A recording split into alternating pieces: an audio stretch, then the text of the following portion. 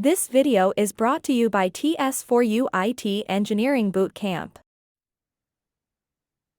And my last question is, what is the purpose of the target attributes in the A tag? Okay. For the purpose of the target attribute in the anchor tag, basically, target attribute tag specifies where to open the link. If we click some link, like where should it open? It should open a new tab or it in the same page. It should open in the same page. So if we define like target is equal to understand health, it will open a new tab. If we use target is equal to underscore self, then it will open the same frame of the web. Thank you. Tab. Thank you.